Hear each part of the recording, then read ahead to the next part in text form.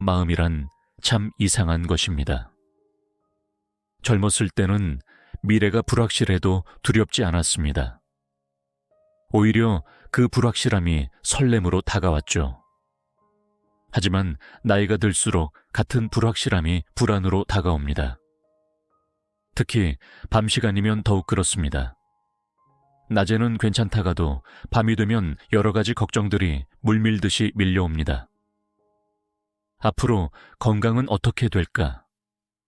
자녀들은 잘 살고 있을까? 혼자 남게 되면 어떡하지? 이런 생각들이 끊임없이 이어지면서 잠을 설치는 날들이 많아집니다. 특히 최근에는 의료기술의 발달로 수명은 길어졌지만 그만큼 불안한 시간도 길어진 것 같습니다. 하지만 신경과학자들의 연구에 따르면 노년기의 불안은 젊은 시절의 불안과는 전혀 다른 메커니즘으로 작동한다고 합니다.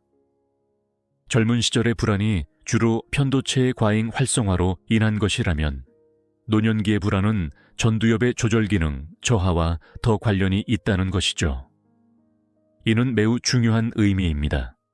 왜냐하면 전두엽의 기능은 우리가 의식적으로 훈련하고 개선할 수 있기 때문입니다. 다시 말해, 노년기의 불안은 우리가 적절한 방법으로 접근한다면 충분히 다스릴 수 있다는 것입니다. 첫 번째 방법은 지금 이 순간의 감각에 집중하는 것입니다.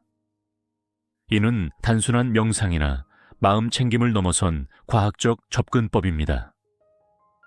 불안이 찾아올 때마다 우리의 오감을 의식적으로 사용해 보는 겁니다. 예를 들어 아침에 차를 마실 때 그 향기와 온기를 충분히 느껴보는 것이죠. 차가 입안에서 퍼지는 맛, 따뜻한 찻잔을 감싸주인 손바닥의 촉감, 차에서 피어오르는 하얀 김의 모습까지. 이렇게 현재의 감각에 집중하는 순간 우리의 뇌는 미래에 대한 불안이나 걱정에서 잠시 벗어나게 됩니다. 이는 마치 컴퓨터의 강제 종료 버튼과 같은 역할을 합니다. 끊임없이 돌아가던 걱정의 프로그램을 잠시 멈추고 새로운 프로그램을 시작하는 것이죠. 두 번째 방법은 불안을 기록하는 것입니다. 하지만 일반적인 일기와는 조금 다릅니다. 매일 밤 잠들기 전 그날 느낀 불안을 최대한 구체적으로 적는 겁니다. 그리고 그 불안이 실제로 실현될 확률을 백분율로 표시해 보는 것이죠. 처음에는 대부분의 불안이 90% 이상의 높은 확률로 느껴지게 됩니다. 하지만 한 달 뒤 그 기록을 다시 펼쳐본다면 놀랍게도 우리가 걱정했던 일들의 대부분은 실제로 일어나지 않았다는 것을 발견하게 될 것입니다. 이러한 불안 검증 과정은 우리의 불안이 얼마나 과장되어 있는지를 객관적으로 보여주는 훌륭한 도구가 됩니다. 세 번째 방법은 창조적 걱정입니다. 이는 단순히 걱정을 피하거나 무시하는 것이 아니라 오히려 적극적으로 활용하는 방법입니다. 예를 들어 건강에 대한 불안이 찾아올 때마다 그 에너지를 새로운 건강 습관을 만드는 데 사용하는 것입니다. 앞으로 건강이 나빠지면 어쩌지? 라는 막연한 불안에 사로잡히는 대신 오늘은 어떤 운동을 해볼까? 라는 구체적인 계획으로 전환하는 것이죠. 이는 마치 바람을 거스르지 않고 돛을 조정하여 방향을 바꾸는 요트와 같습니다. 불안이라는 바람을 피하거나 막으려 하지 말고 오히려 그 힘을 이용하여 우리가 원하는 방향으로 나아가는 것입니다. 실제로 많은 노년층 분들이 이러한 방식으로 불안을 새로운 취미나 학습의 동력으로 전환하는 데 성공했다고 합니다. 네 번째 방법은 시간의 재구성입니다. 우리는 종종 시간을 직선적으로 생각합니다. 젊음에서 노년으로 가는 길을 하나의 직선으로 보는 것이죠. 하지만 시간은 실제로 그렇게 단순하지 않습니다.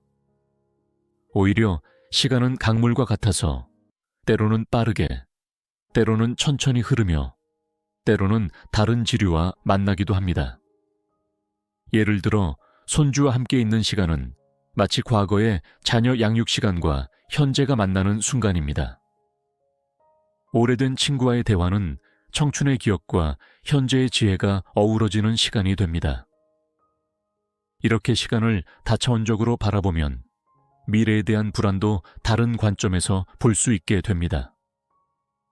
다섯 번째 방법은 불안을 나누는 것입니다. 이는 단순히 누군가와 대화하는 것을 넘어선 더 깊은 의미를 가집니다. 실제로 신경과학 연구에 따르면 불안을 언어로 표현하는 순간 우리 뇌의 편도체 활성도가 현저히 감소한다고 합니다. 하지만 여기서 중요한 것은 어떻게 나누느냐입니다. 단순히 불평하거나 걱정을 쏟아내는 것이 아니라 서로의 지혜를 나누는 자리가 되어야 합니다. 예를 들어 매주 한 번 비슷한 연령대의 친구들과 모여 각자의 불안과 그것을 극복한 방법을 나누는 시간을 가져보는 겁니다. 이는 마치 등산을 할 때 서로의 지팡이가 되어주는 것과 같죠.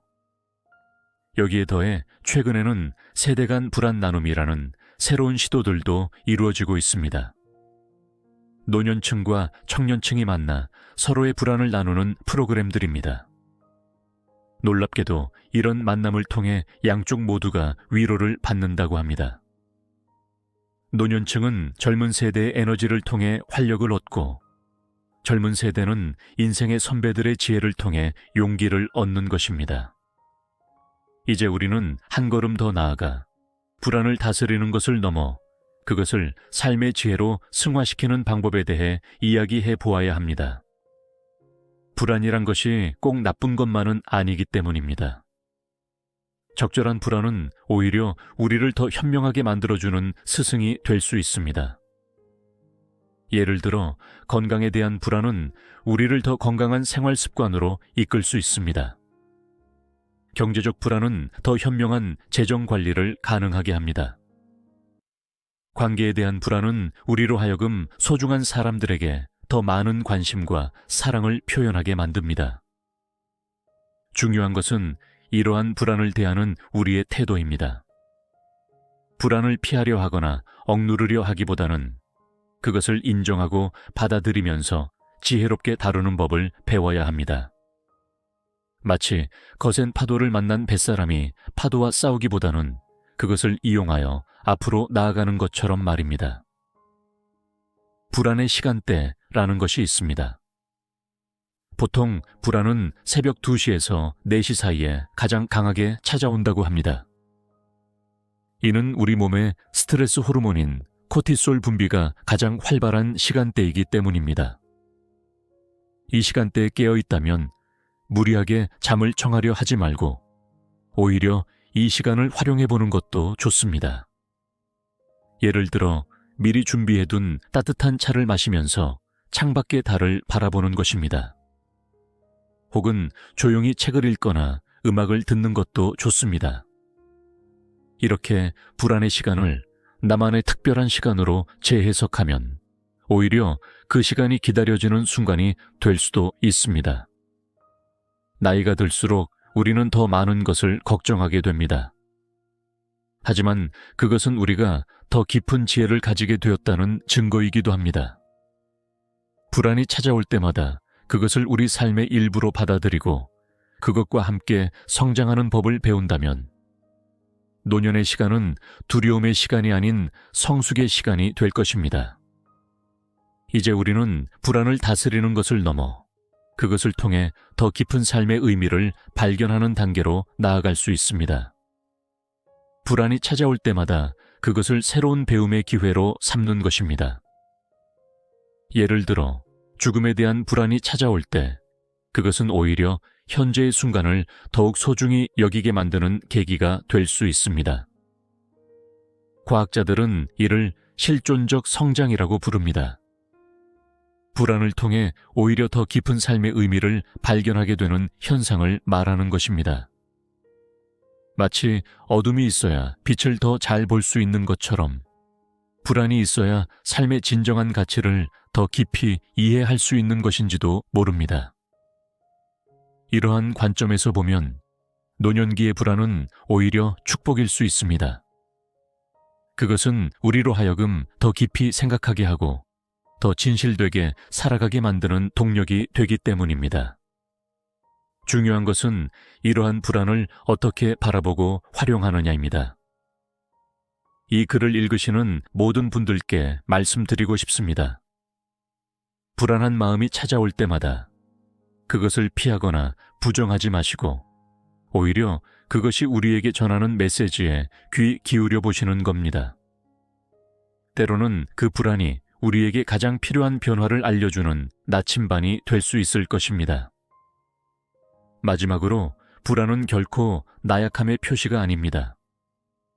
오히려 그것은 우리가 살아있음의 증거이며 더 나은 삶을 향한 열망의 표현일 것입니다.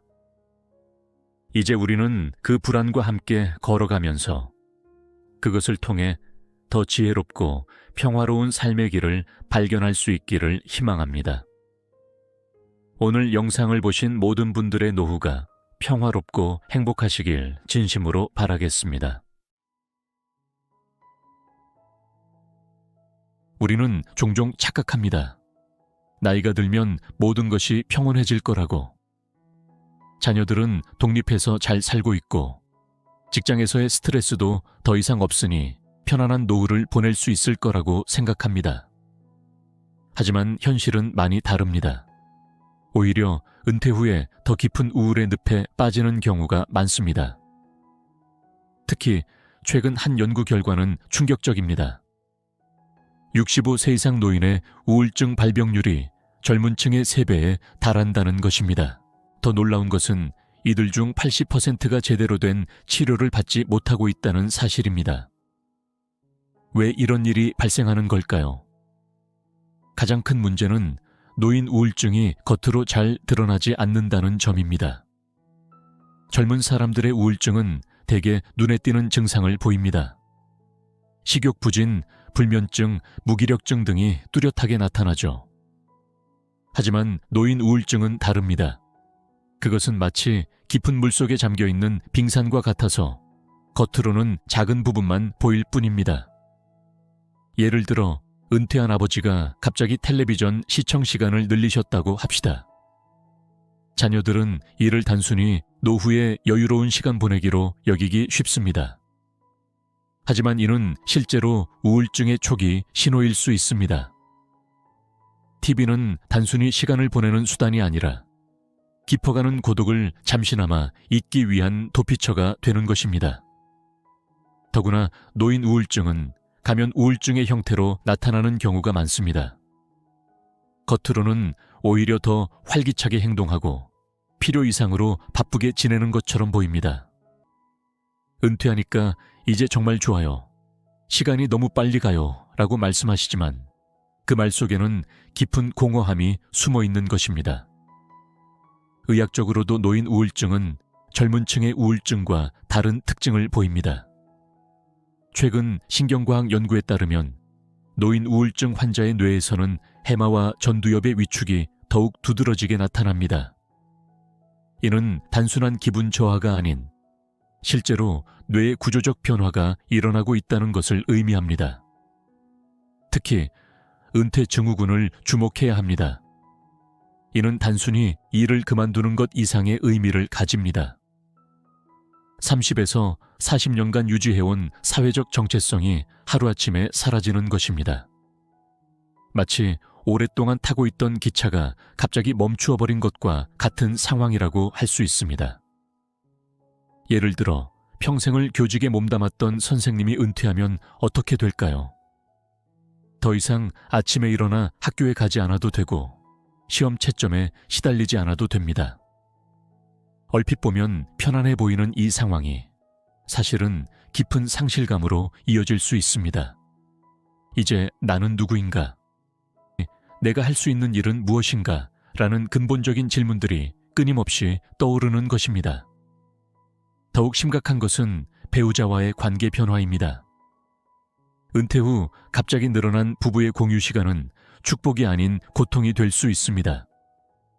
학자들은 이를 은퇴부부 증후군이라고 부릅니다. 40년 동안 각자의 공간과 시간을 가지고 살아온 두 사람이 갑자기 24시간을 함께 보내야 하는 상황이 되는 것입니다. 특히 남성의 경우 더욱 심각한 문제에 직면합니다. 직장 생활을 하는 동안에는 아내의 가사 노동을 당연하게 여겼던 남성들이 은퇴 후 집에 있으면서도 여전히 손님처럼 행동하는 경우가 많습니다. 반면 아내는 남편의 지나친 간섭과 통제로 스트레스를 받게 됩니다. 이러한 갈등은 서서히 쌓이다가 결국 심각한 우울증으로 발전할 수 있습니다.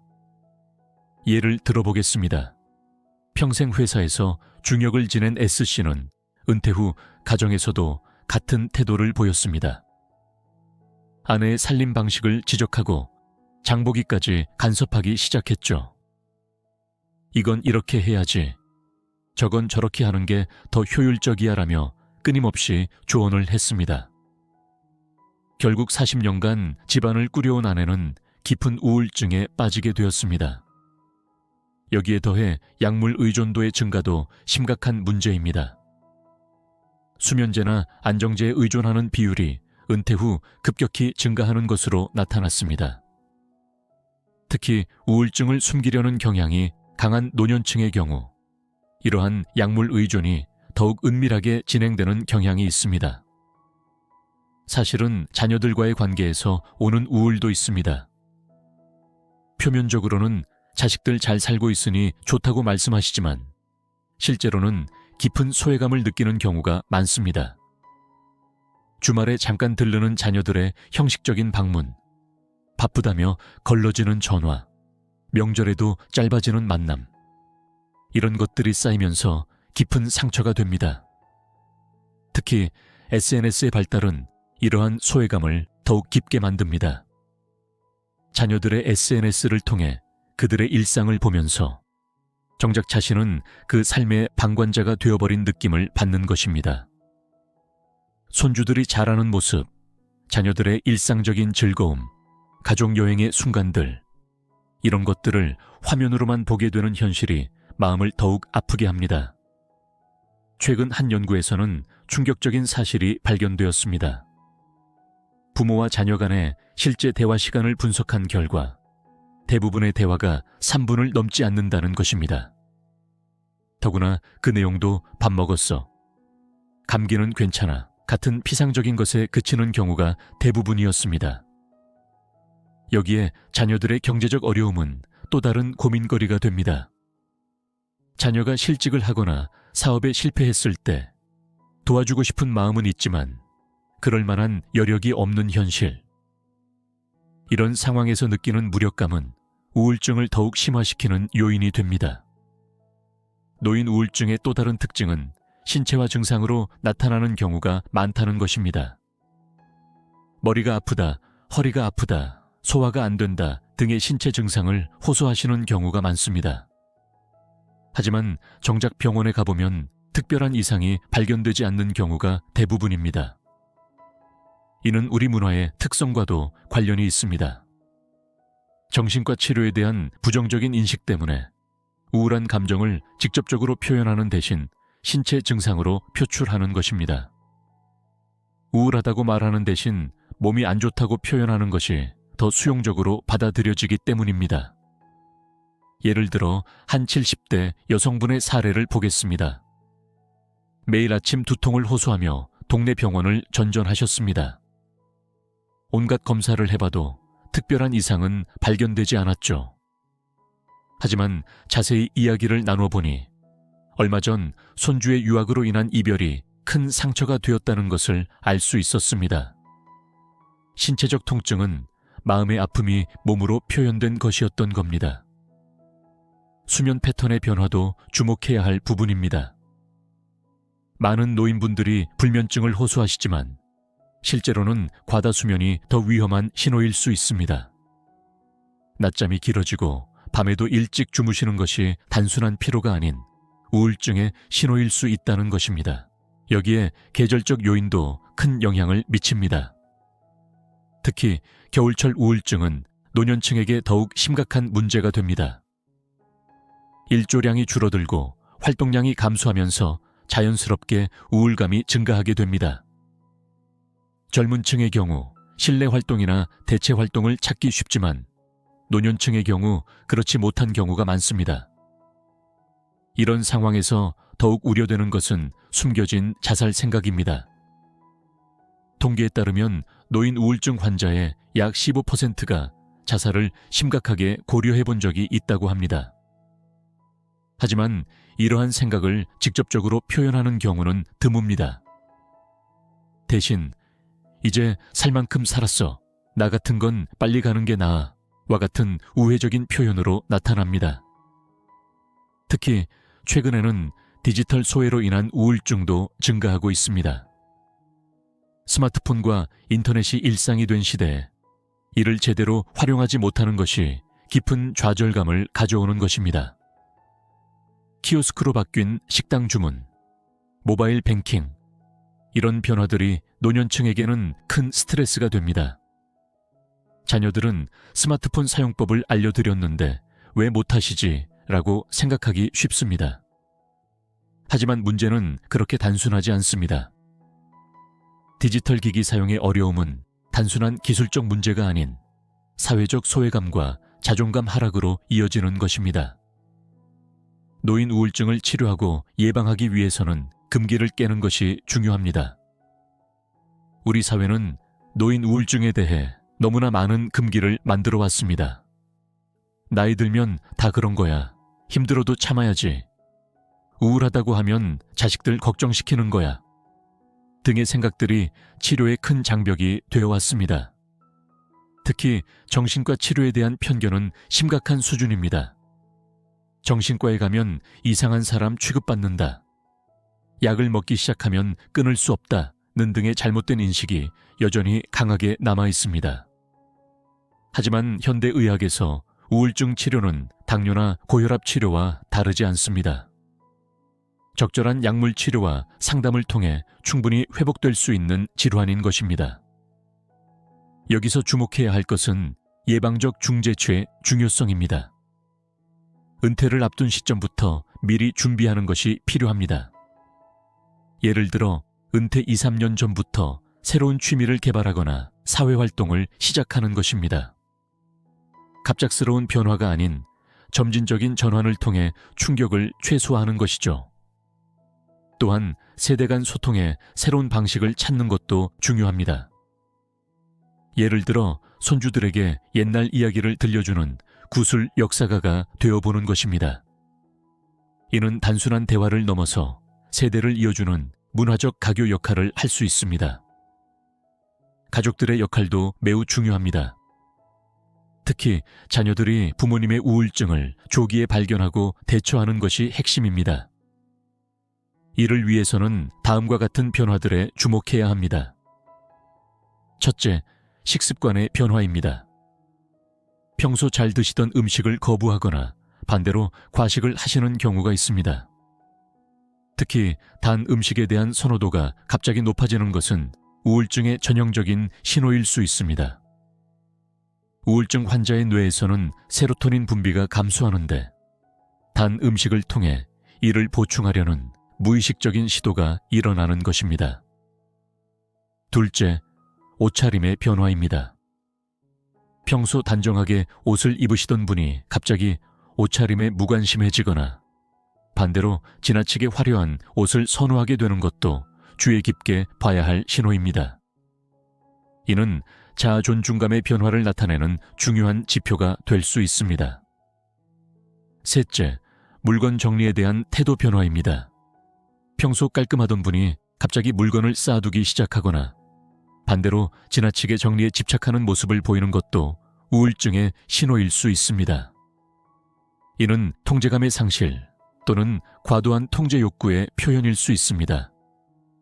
자녀들이 할 수 있는 구체적인 도움에 대해 이야기해 보겠습니다. 많은 자녀들이 부모님께 어떻게 도움을 드려야 할지 모르겠다고 합니다. 하지만 실제로 필요한 것은 거창한 해결책이 아닌 작지만 일관된 관심과 지지입니다. 예를 들어 매일 정해진 시간에 전화를 드리는 것입니다. 통화 시간이 길지 않더라도 매일 같은 시간에 이루어지는 대화는 부모님의 하루 일과에 중요한 기둥이 됩니다. 이때 중요한 것은 경청입니다. 단순히 내내하며 듣는 것이 아니라 부모님의 이야기에 진심으로 관심을 가지고 반응하는 것이 필요합니다. 주말 방문도 새로운 방식으로 접근할 필요가 있습니다. 단순히 들렀다 가는 것이 아니라 함께 할 수 있는 활동을 계획하는 것입니다. 예를 들어 함께 요리를 하거나 가까운 공원을 산책하거나 옛날 사진을 정리하는 등의 활동을 함께 하는 것입니다. 이런 공동활동은 자연스러운 대화를 이끌어내고 유대감을 강화하는 데 도움이 됩니다. 또한 부모님께 새로운 역할을 부여하는 것도 중요합니다. 예를 들어 손주들의 숙제를 봐주시게 하거나 가족 행사에 사회자 역할을 맡기는 것입니다. 이는 단순한 역할 부여를 넘어서 가족 내에서의 존재 가치를 재확인하는 기회가 될 수 있습니다. 이러한 과정에서 디지털 연결도 새롭게 접근할 필요가 있습니다. 많은 자녀들이 부모님께 스마트폰 사용법을 가르치려고 시도하지만 대부분 실패로 끝납니다. 여기서 중요한 것은 기술 자체가 아니라 그 기술이 가져다주는 연결감입니다. 예를 들어 손주들과 화상통화를 하는 것은 단순한 기술 사용을 넘어서는 의미가 있습니다. 손주의 일상을 실시간으로 공유하고 감정적인 교류를 나눌 수 있는 소중한 기회가 되는 것입니다. 이때 중요한 것은 자녀들이 충분한 인내심을 가지고 반복적으로 설명하고 도와주는 것입니다. 노인 우울증의 치료에 있어 신체 활동의 중요성도 강조되어야 합니다. 하지만 여기서 주의할 점은 무리한 운동이나 강제적인 활동은 오히려 역효과를 낼 수 있다는 것입니다. 대신 가벼운 산책, 스트레칭, 요가와 같은 부드러운 활동부터 시작하는 것이 좋습니다. 특히 그룹 활동이 효과적입니다. 혼자 하는 운동보다는 비슷한 연령대의 사람들과 함께하는 활동이 더 지속적이고 효과적입니다. 이는 단순한 운동을 넘어서 사회적 관계를 형성하고 유지하는 기회가 되기 때문입니다. 식습관의 개선도 매우 중요한 부분입니다. 노인 우울증과 영양 섭취는 밀접한 관련이 있습니다. 특히 오메가3 지방산, 비타민 D, 마그네슘 등의 영양소가 부족하면 우울증 증상이 악화될 수 있다는 연구 결과들이 있습니다. 하지만 여기서 중요한 것은 함께 먹는 식사입니다. 아무리 영양가 있는 식사라도 혼자 먹는 밥은 우울감을 심화시킬 수 있습니다. 반면 가족이나 친구들과 함께하는 식사는 그 자체로 치료적 효과를 가집니다. 대화하며 먹는 식사는 단순한 영양 섭취를 넘어서는 사회적, 정서적 의미를 가지게 됩니다. 취미 활동에 있어서도 새로운 접근이 필요합니다. 단순히 시간을 보내기 위한 활동이 아니라 성취감과 자부심을 느낄 수 있는 활동을 찾는 것이 중요합니다. 예를 들어 원예 활동은 단순한 취미를 넘어서 생명을 키우는 보람을 주고 그 과정에서 자연스러운 책임감과 성취감을 얻을 수 있습니다. 마지막으로 우울증을 겪고 계신 분들께 꼭 드리고 싶은 말씀이 있습니다. 우울증은 결코 나약함의 징후가 아닙니다. 오히려 그것은 우리 삶의 자연스러운 한 부분이며 때로는 더 깊은 성장을 위한 계기가 될 수 있습니다. 많은 노인분들이 우울증을 숨기려 하십니다. 나이 들어 이런 것까지 티내면 안 된다. 자식들 걱정시키기 싫다는 생각 때문입니다. 하지만 이러한 태도가 오히려 문제를 더 깊게 만들 수 있습니다. 우울증은 숨기면 숨길수록 그 뿌리를 더 깊이 내리게 됩니다. 치료의 첫걸음은 자신의 상태를 인정하는 것에서 시작됩니다. 그리고 그 다음은 주변의 도움을 받아들이는 것입니다. 이는 결코 부끄러운 일이 아닙니다. 오히려 그것은 자신의 삶을 더 나은 방향으로 이끌어가려는 용기 있는 선택입니다. 오늘 영상을 보신 모든 분들의 노후가 더 행복해지시길 진심으로 바라겠습니다. 마음이란 참 이상한 것입니다.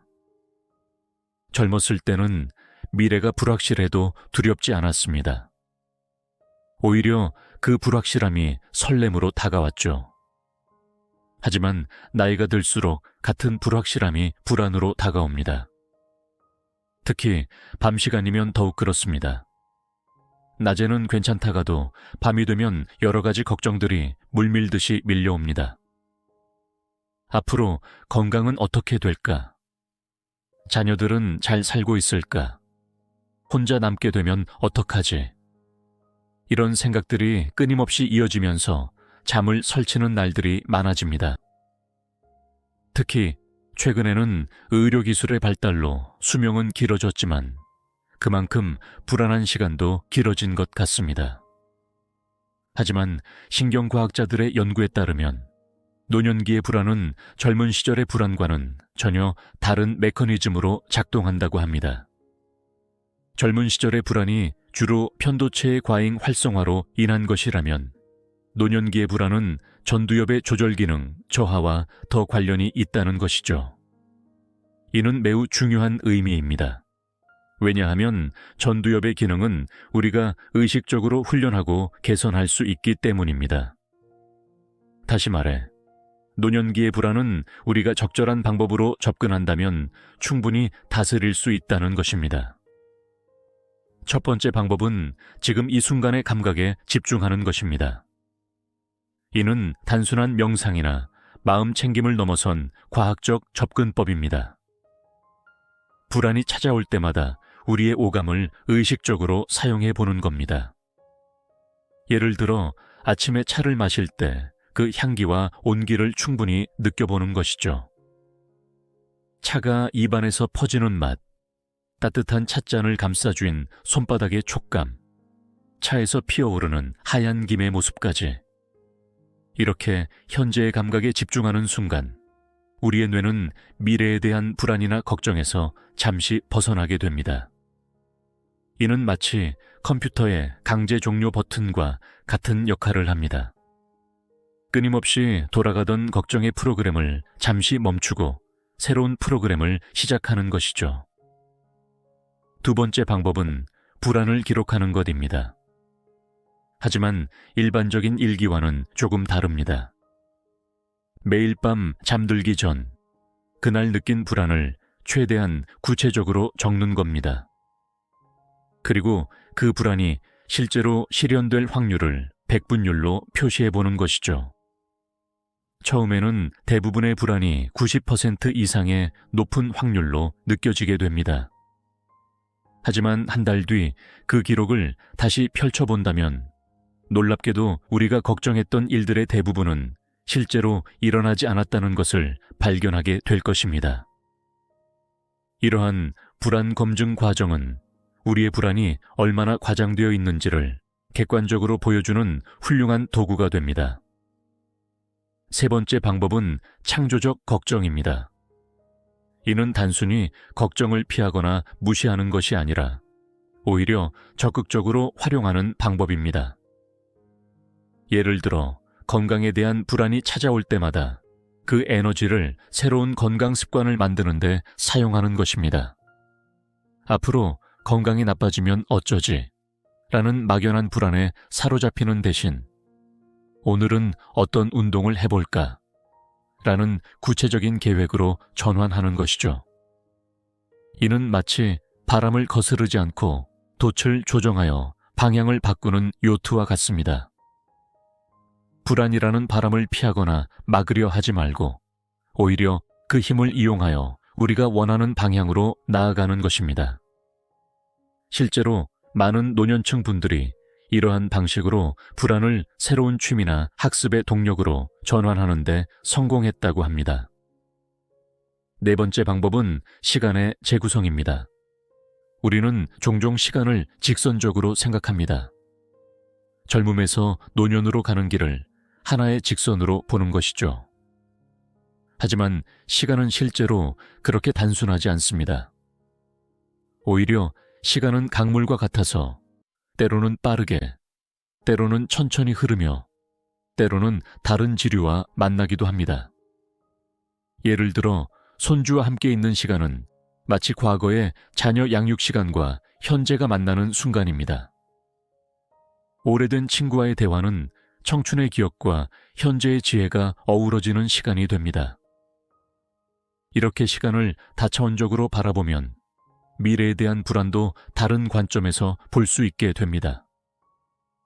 다섯 번째 방법은 불안을 나누는 것입니다. 이는 단순히 누군가와 대화하는 것을 넘어선 더 깊은 의미를 가집니다.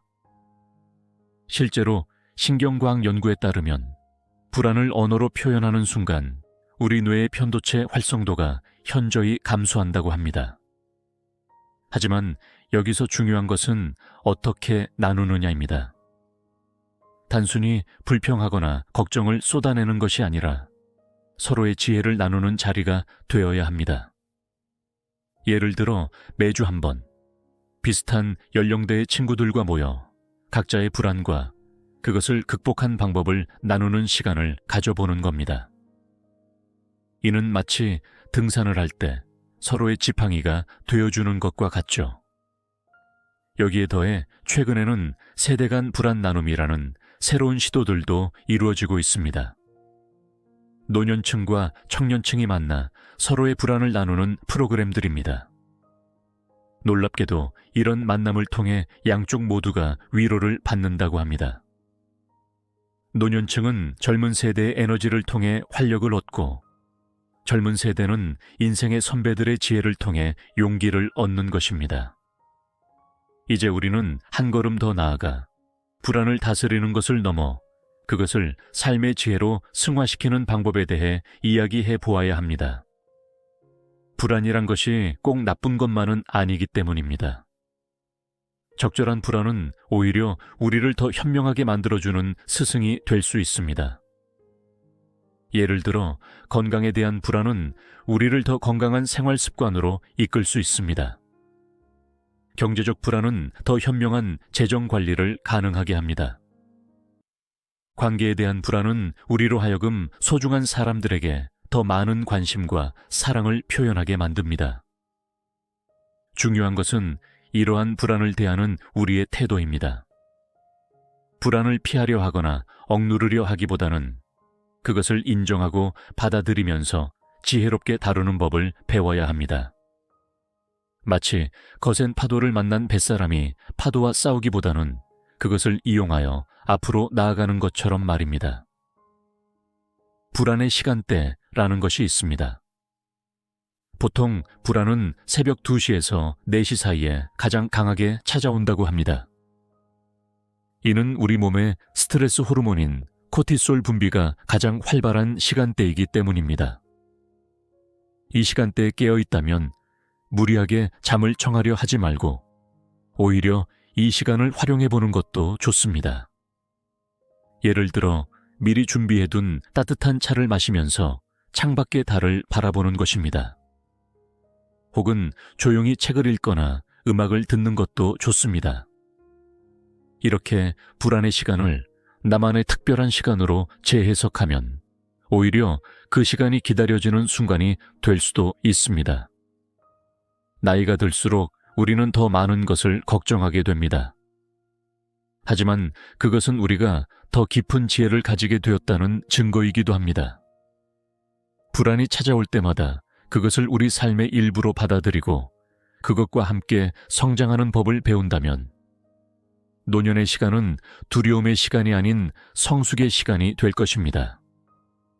이제 우리는 불안을 다스리는 것을 넘어 그것을 통해 더 깊은 삶의 의미를 발견하는 단계로 나아갈 수 있습니다. 불안이 찾아올 때마다 그것을 새로운 배움의 기회로 삼는 것입니다. 예를 들어 죽음에 대한 불안이 찾아올 때 그것은 오히려 현재의 순간을 더욱 소중히 여기게 만드는 계기가 될 수 있습니다. 과학자들은 이를 실존적 성장이라고 부릅니다.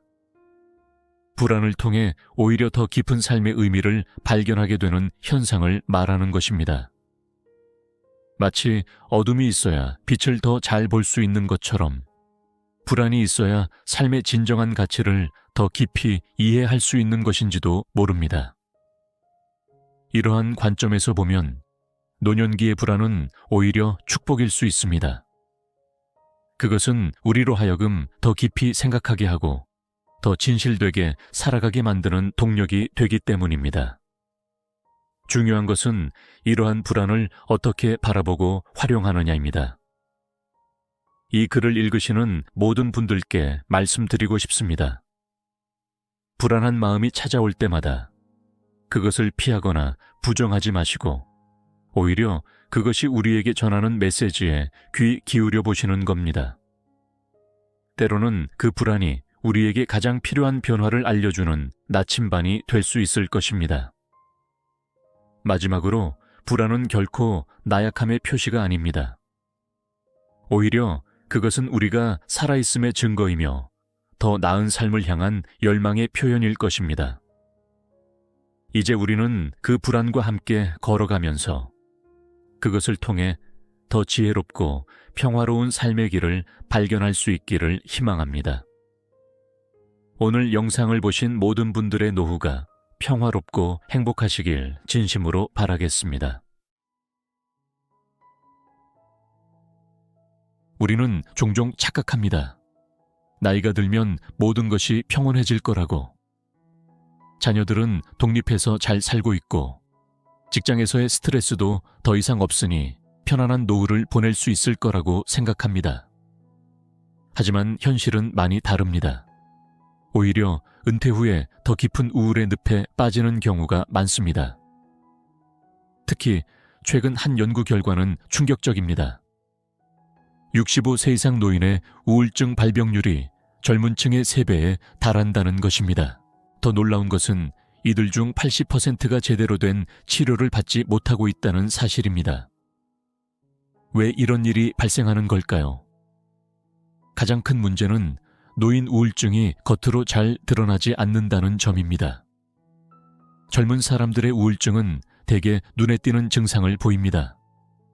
식욕 부진, 불면증, 무기력증 등이 뚜렷하게 나타나죠. 하지만 노인 우울증은 다릅니다. 그것은 마치 깊은 물속에 잠겨있는 빙산과 같아서 겉으로는 작은 부분만 보일 뿐입니다. 예를 들어 은퇴한 아버지가 갑자기 텔레비전 시청 시간을 늘리셨다고 합시다. 자녀들은 이를 단순히 노후의 여유로운 시간 보내기로 여기기 쉽습니다. 하지만 이는 실제로 우울증의 초기 신호일 수 있습니다. TV는 단순히 시간을 보내는 수단이 아니라 깊어가는 고독을 잠시나마 잊기 위한 도피처가 되는 것입니다. 더구나 노인 우울증은 가면 우울증의 형태로 나타나는 경우가 많습니다. 겉으로는 오히려 더 활기차게 행동하고 필요 이상으로 바쁘게 지내는 것처럼 보입니다. 은퇴하니까 이제 정말 좋아요. 시간이 너무 빨리 가요. 라고 말씀하시지만 그 말 속에는 깊은 공허함이 숨어 있는 것입니다. 의학적으로도 노인 우울증은 젊은 층의 우울증과 다른 특징을 보입니다. 최근 신경과학 연구에 따르면 노인 우울증 환자의 뇌에서는 해마와 전두엽의 위축이 더욱 두드러지게 나타납니다. 이는 단순한 기분 저하가 아닌 실제로 뇌의 구조적 변화가 일어나고 있다는 것을 의미합니다. 특히 은퇴 증후군을 주목해야 합니다. 이는 단순히 일을 그만두는 것 이상의 의미를 가집니다. 30에서 40년간 유지해온 사회적 정체성이 하루아침에 사라지는 것입니다. 마치 오랫동안 타고 있던 기차가 갑자기 멈추어버린 것과 같은 상황이라고 할 수 있습니다. 예를 들어 평생을 교직에 몸담았던 선생님이 은퇴하면 어떻게 될까요? 더 이상 아침에 일어나 학교에 가지 않아도 되고 시험 채점에 시달리지 않아도 됩니다. 얼핏 보면 편안해 보이는 이 상황이 사실은 깊은 상실감으로 이어질 수 있습니다. 이제 나는 누구인가? 내가 할 수 있는 일은 무엇인가? 라는 근본적인 질문들이 끊임없이 떠오르는 것입니다. 더욱 심각한 것은 배우자와의 관계 변화입니다.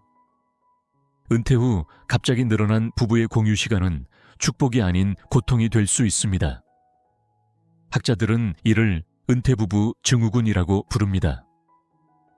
40년 동안 각자의 공간과 시간을 가지고 살아온 두 사람이 갑자기 24시간을 함께 보내야 하는 상황이 되는 것입니다.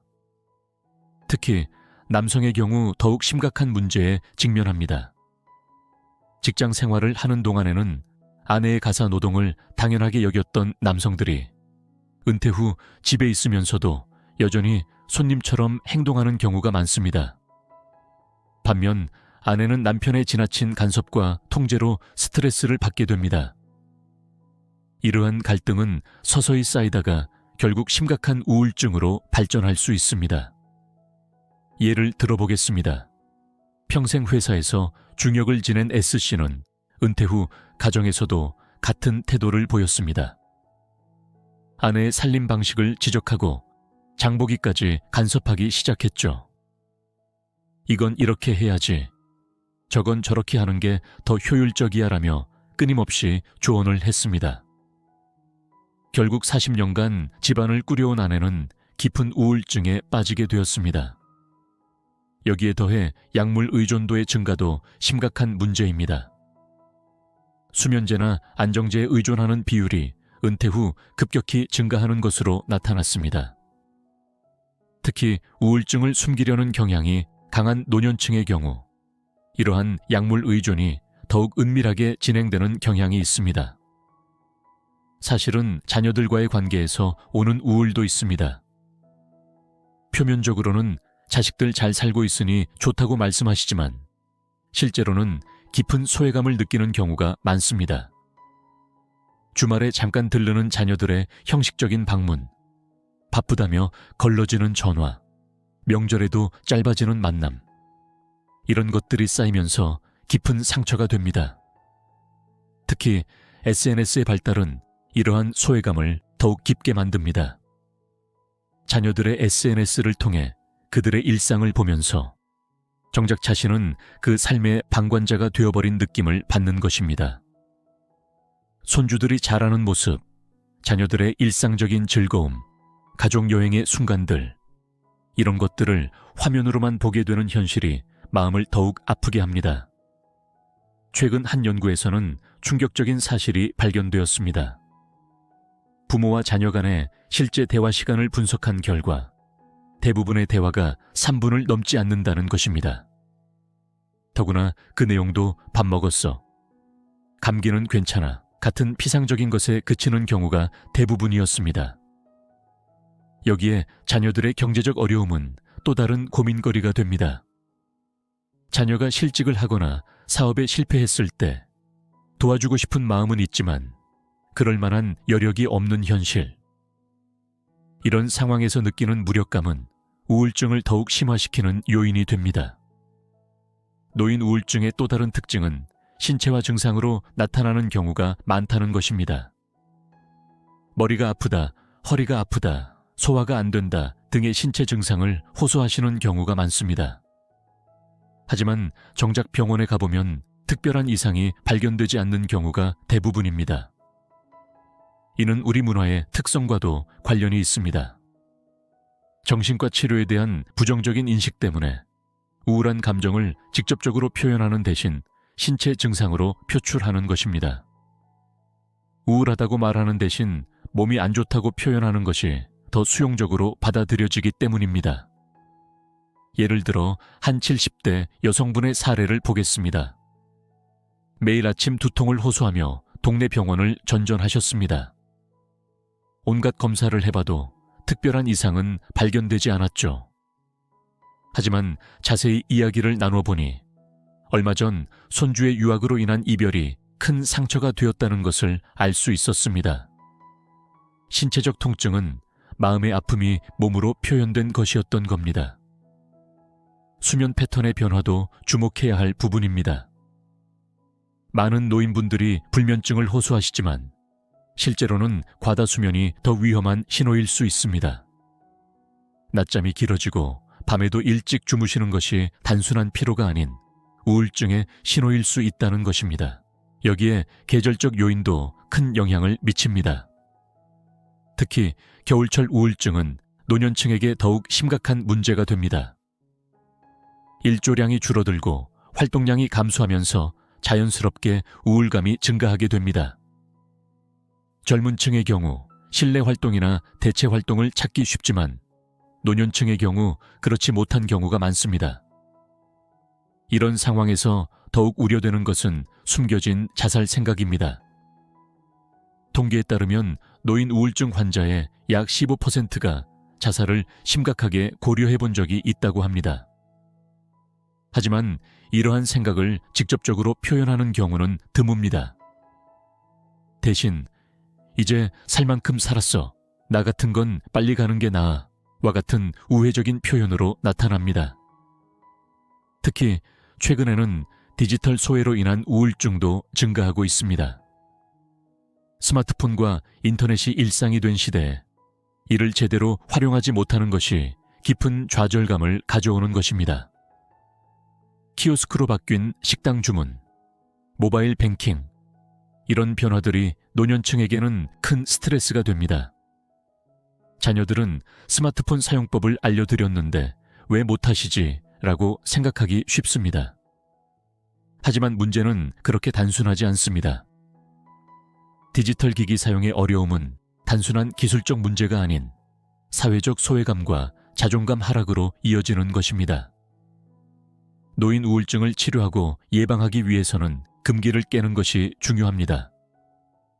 우리 사회는 노인 우울증에 대해 너무나 많은 금기를 만들어 왔습니다. 나이 들면 다 그런 거야. 힘들어도 참아야지. 우울하다고 하면 자식들 걱정시키는 거야. 등의 생각들이 치료의 큰 장벽이 되어왔습니다. 특히 정신과 치료에 대한 편견은 심각한 수준입니다. 정신과에 가면 이상한 사람 취급받는다. 약을 먹기 시작하면 끊을 수 없다는 등의 잘못된 인식이 여전히 강하게 남아 있습니다. 하지만 현대의학에서 우울증 치료는 당뇨나 고혈압 치료와 다르지 않습니다. 적절한 약물 치료와 상담을 통해 충분히 회복될 수 있는 질환인 것입니다. 여기서 주목해야 할 것은 예방적 중재취의 중요성입니다. 은퇴를 앞둔 시점부터 미리 준비하는 것이 필요합니다. 예를 들어 은퇴 2, 3년 전부터 새로운 취미를 개발하거나 사회활동을 시작하는 것입니다. 갑작스러운 변화가 아닌 점진적인 전환을 통해 충격을 최소화하는 것이죠. 또한 세대 간 소통의 새로운 방식을 찾는 것도 중요합니다. 예를 들어 손주들에게 옛날 이야기를 들려주는 구술 역사가가 되어보는 것입니다. 이는 단순한 대화를 넘어서 세대를 이어주는 문화적 가교 역할을 할 수 있습니다. 가족들의 역할도 매우 중요합니다. 특히 자녀들이 부모님의 우울증을 조기에 발견하고 대처하는 것이 핵심입니다. 이를 위해서는 다음과 같은 변화들에 주목해야 합니다. 첫째, 식습관의 변화입니다. 평소 잘 드시던 음식을 거부하거나 반대로 과식을 하시는 경우가 있습니다. 특히 단 음식에 대한 선호도가 갑자기 높아지는 것은 우울증의 전형적인 신호일 수 있습니다. 우울증 환자의 뇌에서는 세로토닌 분비가 감소하는데 단 음식을 통해 이를 보충하려는 무의식적인 시도가 일어나는 것입니다. 둘째, 옷차림의 변화입니다. 평소 단정하게 옷을 입으시던 분이 갑자기 옷차림에 무관심해지거나 반대로 지나치게 화려한 옷을 선호하게 되는 것도 주의 깊게 봐야 할 신호입니다. 이는 자아 존중감의 변화를 나타내는 중요한 지표가 될 수 있습니다. 셋째, 물건 정리에 대한 태도 변화입니다. 평소 깔끔하던 분이 갑자기 물건을 쌓아두기 시작하거나 반대로 지나치게 정리에 집착하는 모습을 보이는 것도 우울증의 신호일 수 있습니다. 이는 통제감의 상실 또는 과도한 통제 욕구의 표현일 수 있습니다. 자녀들이 할 수 있는 구체적인 도움에 대해 이야기해 보겠습니다. 많은 자녀들이 부모님께 어떻게 도움을 드려야 할지 모르겠다고 합니다. 하지만 실제로 필요한 것은 거창한 해결책이 아닌 작지만 일관된 관심과 지지입니다. 예를 들어 매일 정해진 시간에 전화를 드리는 것입니다. 통화 시간이 길지 않더라도 매일 같은 시간에 이루어지는 대화는 부모님의 하루 일과에 중요한 기둥이 됩니다. 이때 중요한 것은 경청입니다. 단순히 내내하며 듣는 것이 아니라 부모님의 이야기에 진심으로 관심을 가지고 반응하는 것이 필요합니다. 주말 방문도 새로운 방식으로 접근할 필요가 있습니다. 단순히 들렀다 가는 것이 아니라 함께 할 수 있는 활동을 계획하는 것입니다. 예를 들어 함께 요리를 하거나 가까운 공원을 산책하거나 옛날 사진을 정리하는 등의 활동을 함께 하는 것입니다. 이런 공동활동은 자연스러운 대화를 이끌어내고 유대감을 강화하는 데 도움이 됩니다. 또한 부모님께 새로운 역할을 부여하는 것도 중요합니다. 예를 들어 손주들의 숙제를 봐주시게 하거나 가족 행사에 사회자 역할을 맡기는 것입니다. 이는 단순한 역할 부여를 넘어서 가족 내에서의 존재 가치를 재확인하는 기회가 될 수 있습니다. 이러한 과정에서 디지털 연결도 새롭게 접근할 필요가 있습니다. 많은 자녀들이 부모님께 스마트폰 사용법을 가르치려고 시도하지만 대부분 실패로 끝납니다. 여기서 중요한 것은 기술 자체가 아니라 그 기술이 가져다주는 연결감입니다. 예를 들어 손주들과 화상통화를 하는 것은 단순한 기술 사용을 넘어서는 의미가 있습니다. 손주의 일상을 실시간으로 공유하고 감정적인 교류를 나눌 수 있는 소중한 기회가 되는 것입니다. 이때 중요한 것은 자녀들이 충분한 인내심을 가지고 반복적으로 설명하고 도와주는 것입니다. 노인 우울증의 치료에 있어 신체 활동의 중요성도 강조되어야 합니다. 하지만 여기서 주의할 점은 무리한 운동이나 강제적인 활동은 오히려 역효과를 낼 수 있다는 것입니다. 대신 가벼운 산책, 스트레칭, 요가와 같은 부드러운 활동부터 시작하는 것이 좋습니다. 특히 그룹 활동이 효과적입니다. 혼자 하는 운동보다는 비슷한 연령대의 사람들과 함께하는 활동이 더 지속적이고 효과적입니다. 이는 단순한 운동을 넘어서 사회적 관계를 형성하고 유지하는 기회가 되기 때문입니다. 식습관의 개선도 매우 중요한 부분입니다.